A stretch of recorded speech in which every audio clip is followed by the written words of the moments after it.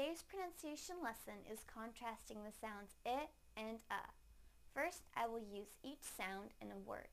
Then, I will put the words into a sentence so that you can hear them together with contextual clues. Please listen closely to the differences in the sounds. First, the I sound in the word hit, hit, hit.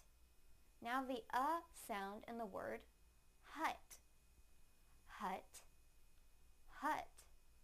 Now I will use them both in a sentence. Their hut was hit. Their hut was hit. Their hut was hit. Thank you for watching CartoonEnglish.tv's pronunciation lesson. Come visit our website for free lessons, games, and chat.